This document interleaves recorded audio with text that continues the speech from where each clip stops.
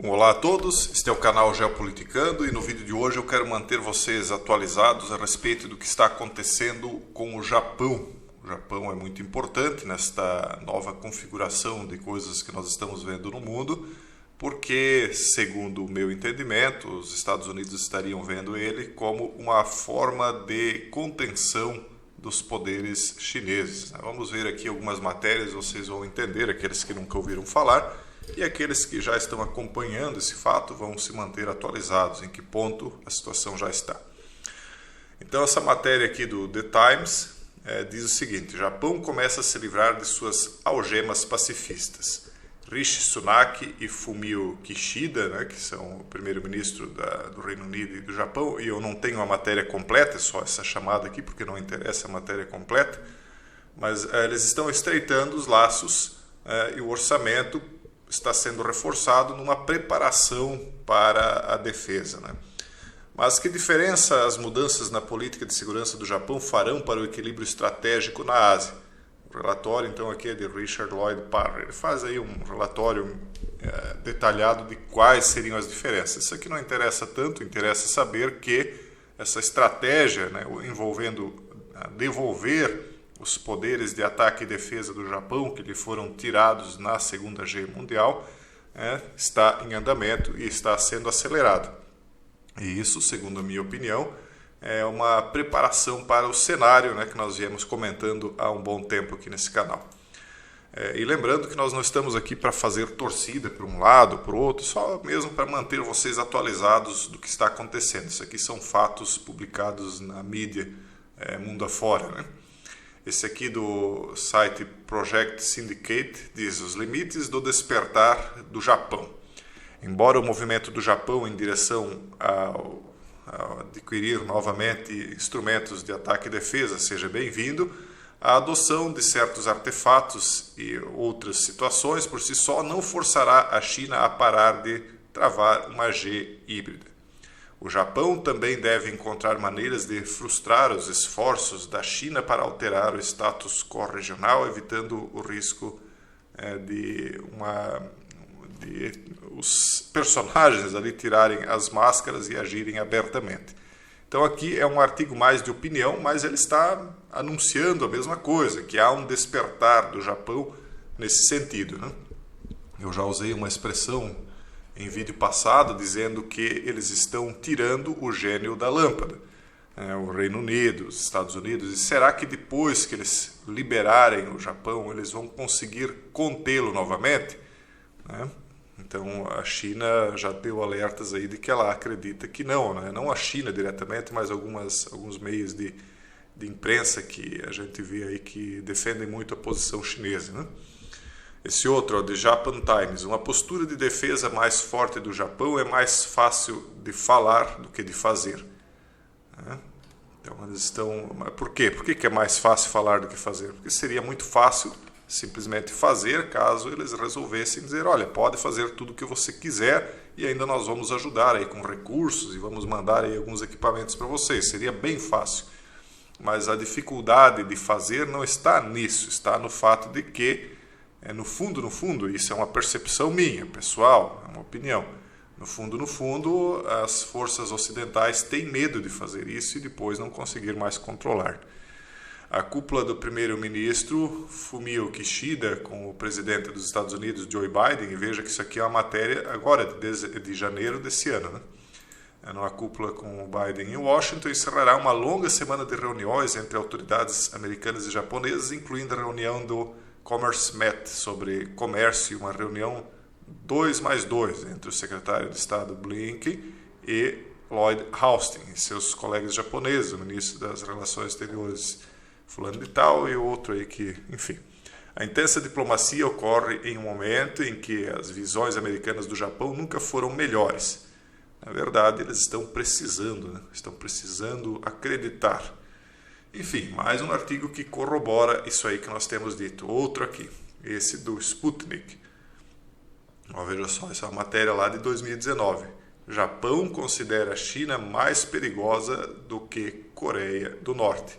Vocês sabem que a Coreia do Norte, vez ou outra, faz alguns testes, jogando seus artefatos passando por cima do Japão e caindo lá do outro lado, no mar. E segundo essa matéria aqui do Sputnik, o Japão teria atualizado a lista de ameaças para a sua segurança, colocando China à frente da Coreia do Norte. Até porque eles já tiveram aí no passado desavenças, mas tiveram com os dois, tiveram com China e com Coreia do Norte. Só que é óbvio que a Coreia do Norte, embora tenha seu poderio, né, ele já tem demonstrado aí que o poderio nuclear da Coreia do Norte é existente, mas a China também tem e é muito maior, né, muito mais rica, muito mais tecnológica. Então é óbvio que se os dois são considerados uma ameaça, é óbvio que quem é maior e mais forte ficaria em primeiro na lista, né? Então é o que consta aqui mais ou menos resumidamente nessa matéria. Essa matéria aqui já é mais antiga, veja só, fevereiro de 2013.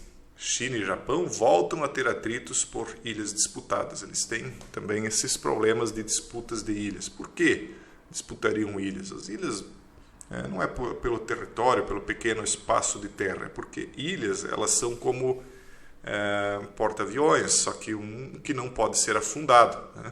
Então você usa elas que estão localizadas, às vezes pequeninos territórios, né? Pequeninos pedacinhos de terra no meio do mar, mas que estão estrategicamente posicionados e são importantes para barrar ou propiciar que navios vão e vêm, né? Tanto navios de ataque e defesa quanto de comércio. Então, uma preocupação maior a respeito dessas ilhas são essas, né? Para quem acompanha o que a gente vem noticiando há mais tempo, lembra que a China, há um tempo atrás, foi alvo de muitas notícias dizendo que ela estava inclusive criando ilhas artificiais. Óbvio que não é por causa da terra. Se fosse só por conta de terra, a China tem muita terra. Obviamente que o objetivo é outro. Poderia também, se fosse o caso, alargar o litoral. Então não tem nada a ver com terra, tem a ver com defesa, com segurança, né? E os dois consideram importantes para si esses pequenos territórios aí.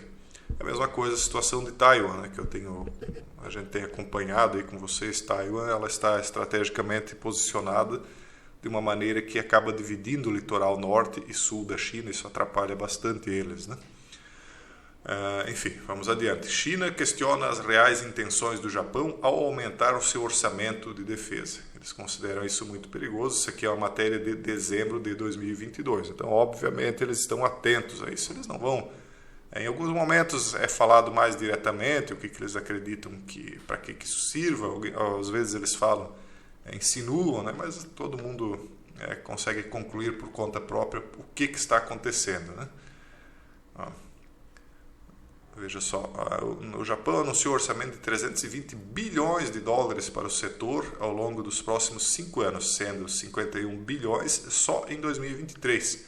Assim, Tóquio planeja se preparar melhor para um eventual conflito, inclusive incrementando seu potencial com artefatos que podem atingir o vizinho. O anúncio não foi bem recebido por Beijing, que classificou a situação como perigosa. E eles citam então o que aconteceu na segunda G sino-japonesa, que se estendeu de 1937 a 45 e acabou inserida no contexto da segunda G. Eles têm medo que isso aí retorne.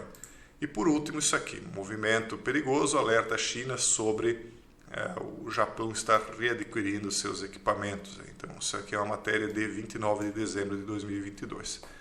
Isso é só para vocês terem noção de para qual rumo o mundo está caminhando. Nós não estamos aqui para torcer para um lado ou para o outro, não é esse o objetivo, e nem estamos aqui para tentar impedir nada, porque não temos força, né, para nada, né? Mal e mal o Brasil consegue se manter aí.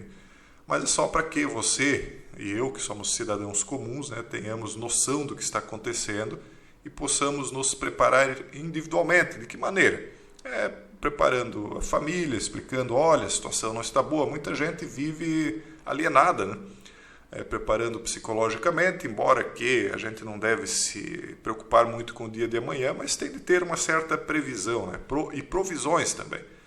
Ter aí sempre uma ideia de alimentos, talvez um lugar para se evadir se a situação no mundo complicar, para você deixar a sua família num bem-estar razoável, até que as coisas tornem a uma normalidade relativa, caso, né, essa desgraça aí da terceira G efetivamente aconteça, né, e leve o mundo a uma situação realmente nova, né, porque aquilo que pode acontecer diante disso é uma tribulação como nunca houve e nem jamais haverá novamente, né?